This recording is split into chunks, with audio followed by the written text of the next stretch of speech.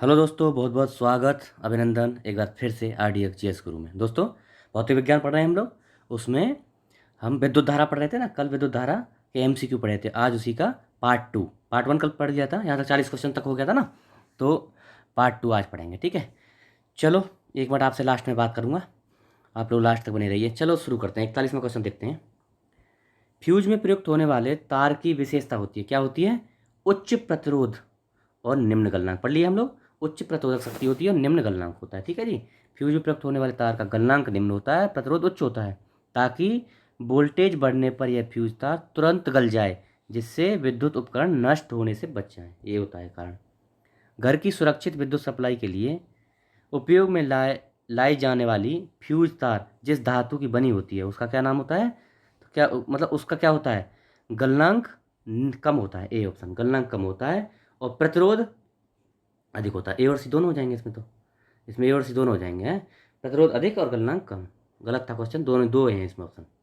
Halogen lamp का तंतु निम्न की मिश्र धातु का बना होता है, टंगस्टन और सोडियम का। टंगस्टन और सोडियम, सी ऑप्शन, टंगस्टन और सोडियम का होता है, ठीक है जी। हैलोजन लैंप का तंतु टंगस्टन एवं सोडियम की मिश्र धातु का बना होता है। लैंप के तंतु में सोडियम मिला होने के कारण ये पीले रंग का प्रकाश, सोडियम से पीले रंग का प्रकाश आता है, ठीक है। कथन कारण क्वेश्चन आ गया है। एक धातु, कथन बोलता है, एक धातु तार का तापक्रम बढ़ जाता है जब उसके बीच विद्युत धारा प्रवाहित की जाती है। सही है, बिल्कुल राइट है। अच्छा, धातु अणुओं के पारस्परिक संगठन से ऊष्मा ऊर्जा का मोचन होता है। सही है, मुझे लग रहा है ये सही और आर गलत। कथन सही, कारण गलत। क्यों?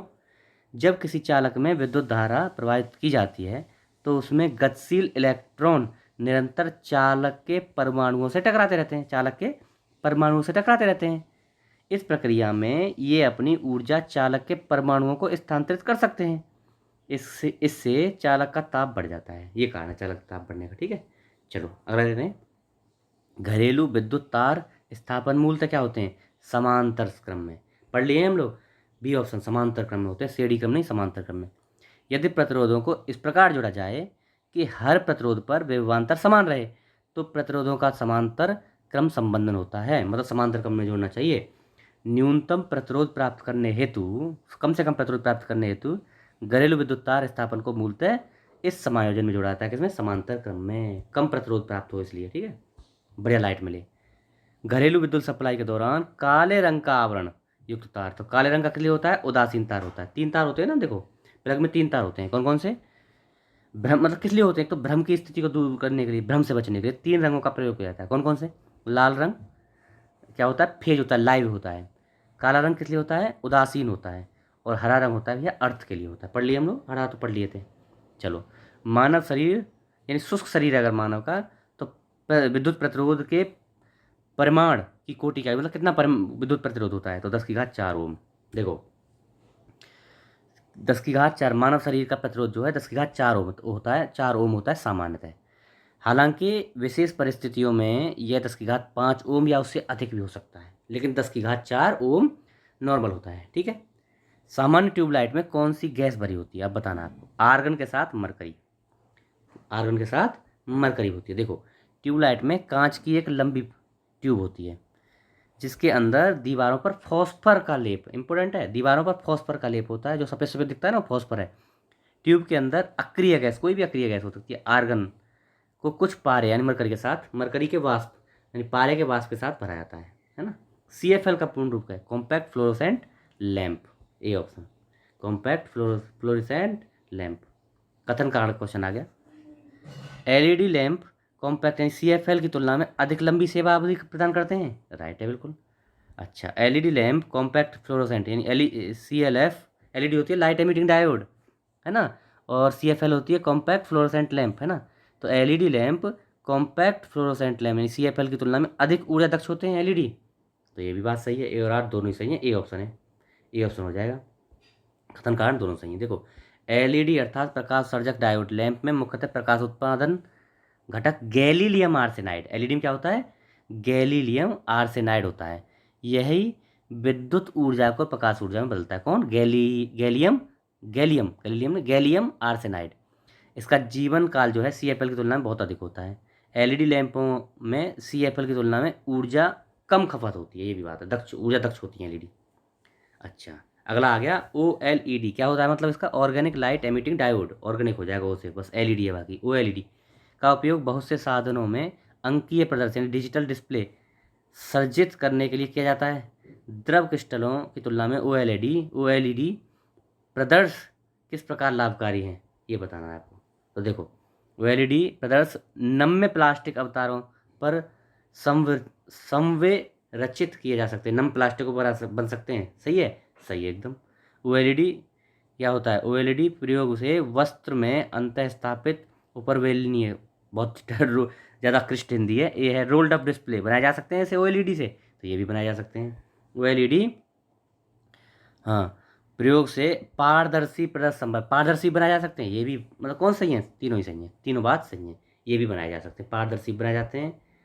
अच्छा, फ्लोरोसेंट ट्यूब प्रतिदीप्ति बल्ब में कौन सी गैस भरी होती है? तो मरकरी और नियोन। मरकरी के साथ कोई भी अकेली गैस भरी रहेगी। फ्लोरोसेंट ट्यूब में निर्वात में बहुत इंपॉर्टेंट है, निर्वात में बहुत कम दाब पर पारे की वाष्प के साथ आर्गन, जीनोन, नियोन, कोई भी गैस भरी रहेगी पारे के वाष्प के साथ, और निर्वात होना चाहिए। ओके। एक बिजली के बल्ब की अपेक्षा एक फ्लोरोसेंट ट्यूब को प्रेफर्ड दिया जाता है। क्यों?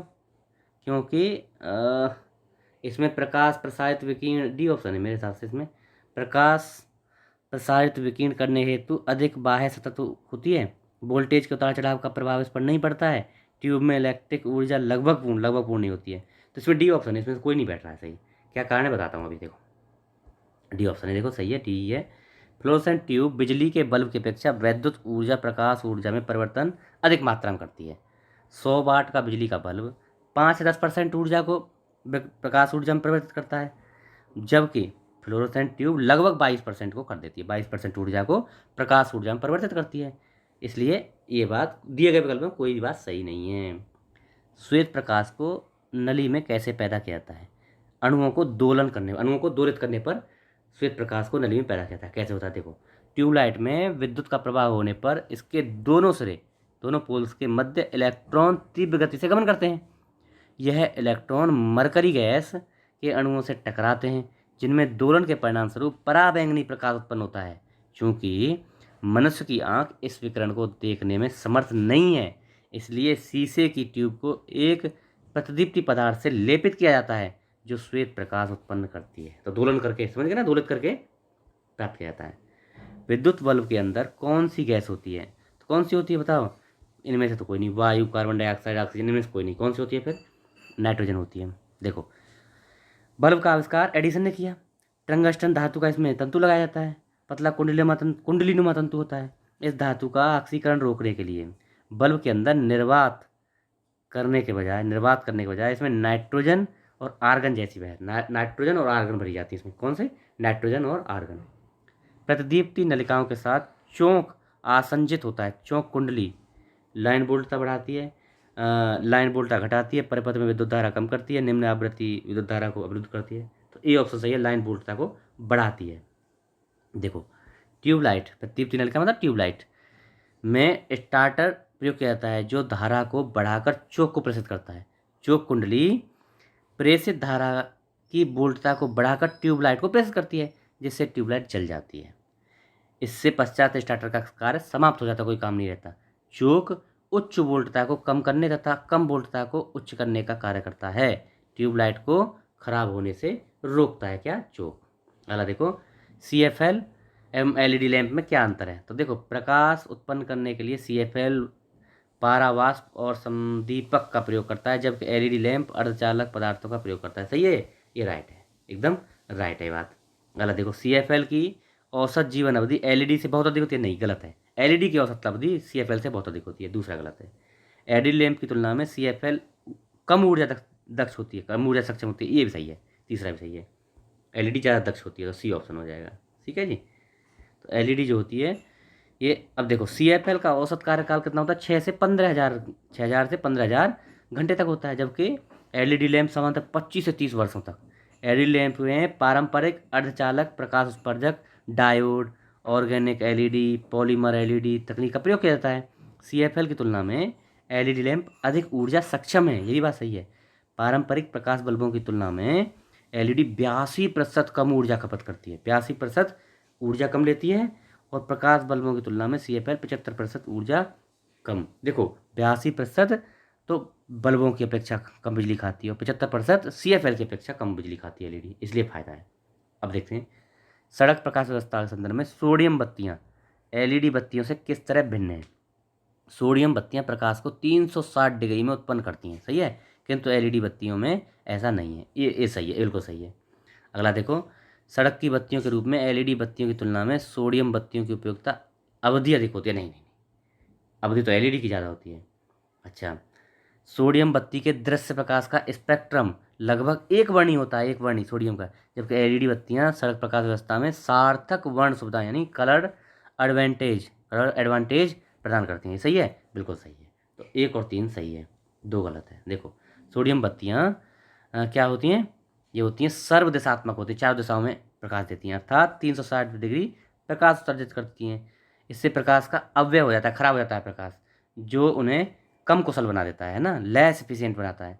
इसके विपरीत एलईडीज दिशात्मक है, डायरेक्शनल होती हैं, और जो प्रकाश को एक दिशा में देती हैं, दिशा स्पेसिफिक डायरेक्शन में देती हैं, प्रकाश उत्सर्जित करती हैं, ठीक है, एक ही डायरेक्शन, स्पेसिफिक डायरेक्शन में। स्पष्ट है, कथन एक सत्य है। किसी भी अन्य प्रकाश की तकनीकी हैं की तुलना में एलईडी का जीवन काल लंबा होता है, एलईडी जीवन लंबा होता है। ये दो गलत हो गया, 2 गलत हो गया। सोडियम लैंपों द्वारा उत्सर्जित प्रकाश एक वर्णीय होता है, क्रोमैटिक होता है, अर्थात उसमें केवल एक रंग का प्रकाश होता है। इसके विपरीत एलईडी का विभिन्न रंगों का प्रकाश उत्पादन होता है, ठीक है, 3 सत्य हो गया। अगला देखो, एक तार में बहती विद्युत धारा एवं विभवांतर प्रत्येक 2 गुना कर दिया जाए तो विद्युत शक्ति क्या होगा, 4 गुनी हो जाएगी। कहाँ है, बी ऑप्शन, 4 गुनी हो जाएगी। देखो सीधा सा होता है भाई, P इजिकल टू होता है विभवांतर, शक्ति इजिकल टू होता है विभवांतर इंटू विद्युत धारा। जब शक्ति भी डबल हो रही है, धारा भी डबल हो रही है, 4 गुना होगा ना, बस सीधा सा है, कोई दिखना ही नहीं है। 2 तारों की लंबाइयाँ, व्यास और प्रतिरोधकताएँ 1:2 के अनुपात में हैं। अगर पतले तार का प्रतिरोध 10 ओम है तो मोटे तार का प्रतिरोध कितना होगा, प्रतिरोध कभी बदलता नहीं है, 10 ओम ही रहेगा। इसलिए तो ये क्वेश्चन पूछा है आपसे जानने के लिए कि प्रतिरोध बदलता है कि नहीं। कितना होगा दूसरे तार का भी प्रतिरोध होगा, 10 ओम, ठीक है, 10 ओम। चलो अगला देखते हैं, कथन कारण का है परिणाम मित्र क्या होता है, ट्रांसफार्मर बोलते हैं इसको, ट्रांसफार्मर का प्रयोग वोल्टता के उच्चयन और तथा अपचयन के लिए किया जाता है, बिल्कुल राइट है। ट्रांसफार्मर ऐसी युक्ति है जिसका प्रयोग निर्दिष्ट धारा डीसी करंट में होता है, नहीं भैया एसी करंट में होता है। ए सही, सी ऑप्शन, ए सही, आर गलत है ना, ठीक है, डिस्ट धारा में एसी में होता है उसका। समान प्रकार की छोटी बूंदें वी वोल्ट तक आवेशित की जाती हैं, एन बूंदें बदलकर एक बड़ी बूंद बनती है, तो इस बूंद का विभव क्या होगा, इंपॉर्टेंट है, याद कर लेना, रट लेना। एन की पावर 2/3 वी पे बनता है, ठीक है, कुछ नहीं याद करने की चीज़ें होती है, कुछ चीज़ रटने की, बस ये रटने वाला ये रट लो। चलो अगला देखो, ट्रांसफार्मर प्रयुक्त होते हैं किसमें, वोल्टेज के उपचयन करने के लिए, उपचयन अपचयन दोनों के लिए, वोल्टेज कम ज़्यादा करने के लिए, ठीक है। चलो अच्छा देख लो एक बार, ट्रांसफार्मर एसी विभव को ऊंचाई और अपचाई करने के लिए प्रयोग होते हैं। एक ट्रांसफर 2 प्रकार की कुंडली होती है, 2 प्रकार की कुंडली होती है ट्रांसफार्मर, कौन कौन सी, प्राथमिक कुंडली प्राइमरी कॉइल और सेकेंडरी कुंडली द्वितीय कॉइल। मध्यवर्ती प्रत्यावर्ती धारा प्राथमिक कुंडली से प्रवाहित होती है, याद रखना, एसी जो है प्राथमिक कुंडली से यानी प्राइमरी कॉइल से प्रवाहित होती है, जिससे द्वितीय कुंडली में वोल्टेज प्रवक्त होता है। ट्रांसफार्मर का प्रयोग निम्न में से किस उद्देश्य से, प्रत्यावर्ती विभव को ऊंचाई और अपचाई करने के लिए, सी ऑप्शन। एसी जनित्र तथा डीसी जनित्र में एक मूल अंतर है, क्या, एसी जनित्र में विद्युत चुंबक होता है जबकि डीसी जनित्र में स्थायी चुंबक होता है।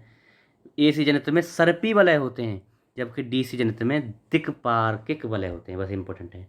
एसी वोल्टेज और डीसी वोल्टेज बदलने के लिए जनरेटर में कंप्यूटेटर हो लगाए होते हैं, जो एसी जनरेटर में सर्पी वलय होते हैं और डीसी में नहीं होते हैं। मोबाइल चार्जर होता है तो क्या होता है, एक अपचाई ट्रांसफार्मर है। मोबाइल फ़ोन एक स्टेप डाउन अपचाई, इंपॉर्टेंट है, स्टेप डाउन ट्रांसफार्मर है। अपचाई ट्रांसफार्मर वोल्टेज को घटाने का काम आते हैं, मतलब स्टेप डाउन ट्रांसफार्मर है, ट्रांसफार्मर की तरह काम करता है लेकिन स्टेप डाउन।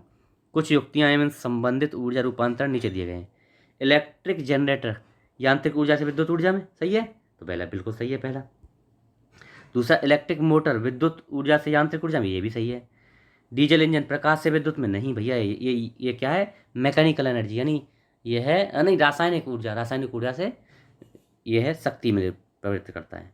सोलर सेल रासायनिक से यांत्रिक नहीं, सोलर सेल प्रकाश ऊर्जा को किसमें, विद्युत ऊर्जा में। तो ये तो चौथा भी गलत, तो ए ऑप्शन हो जाएगा। देखो क्या होता है, सोलर सेल फोटोवोल्टाइक प्रभाव के माध्यम से प्रकाश ऊर्जा को विद्युत ऊर्जा में, प्रकाश ऊर्जा को किसके, फोटोवोल्टाइक प्रभाव के माध्यम से प्रकाश ऊर्जा को विद्युत ऊर्जा में। डीजल इंजन जो है विद्यमान रासायनिक ऊर्जा को यांत्रिक ऊर्जा में, रासायनिक ऊर्जा को यांत्रिक ऊर्जा में, फिर आगे परिवर्तित होती है वो विद्युत ऊर्जा में। प्रत्यावर्ती धारा किसके लिए प्रयुक्त नहीं है, तो स्टोरेज बैटरी को चार्ज करने के लिए। ये डीसी करंट होता है, बैटरी चार्ज करने के लिए डीसी करंट का प्रयोग किया जाता है। प्रयुक्त चार्जर में रेक्टिफायर जो है ना एसी से डीसी में बदलता है। प्रत्यावर्ती धारा को दिष्ट धारा में परिवर्तित कौन करता है, रेक्टिफायर करता है, बी ऑप्शन। रेक्टिफायर देखो समझ लो, रेक्टिफायर क्या है, ये एक ऐसा युक्ति इलेक्ट्रिक डिवाइस है जो प्रत्यावर्ती धारा यानी एसी को, अल्टरनेटिव करंट को दिष्ट धारा डीसी में बदलता है। इन्वर्टर क्या है, वो उल्टा करता है, डीसी को एसी में बदलता है, लगे रहते हैं घरों में इन्वर्टर। ट्रांसफार्मर क्या है, अल्टरनेटिव करंट एसी ग्रिड को आपूर्ति करता है, और क्या करता है, स्टेप डाउन स्टेप अप करता है, नहीं अपचाई उपचाई के काम आता है ट्रांसफार्मर। यानी ज़्यादा आ रहे हैं वोल्टेज तो कम कर देगा, कम आ रहे हैं ज़्यादा कर देगा वो है। ट्रांसमीटर क्या होता है भैया, एक वैद्युत युक्ति है जिसके द्वारा एंटीना की सहायता से विद्युत चुंबकीय संकेतों को प्रसारित किया जाता है। यह मुख्यतः रेडियो, टेलीविजन, अन्य संचार के माध्यम में प्रयोग किया जाता है ट्रांसमीटर, ठीक है। प्रत्यावर्ती विद्युत धारा को दिष्ट धारा में कौन, तो वही है रेक्टिफायर, पढ़े थे ना अभी, रेक्टिफायर करता है। कथन कारण का क्वेश्चन है, समझ लो। भारत में विद्युत वितरण कंपनियां विद्युत खपत की गणना किलोवाट घंटे में करती हैं, बिल्कुल राइट है, किलोवाट घंटे में करती हैं। भारत में विद्युत प्रणाली 60 हर्ट्ज आवृत्ति पर काम करती है, नहीं 50 हर्ट्ज पे, कितने में, तो ए सही आर गलत, सी ऑप्शन 50 हर्ट्ज पे काम करती हैं। पावर ग्रिड के सामान्य संचालन के लिए हमारे देश में 50 हर्ट्ज आवृत्ति पर विद्युत ट्रांसमिशन निर्धारित है।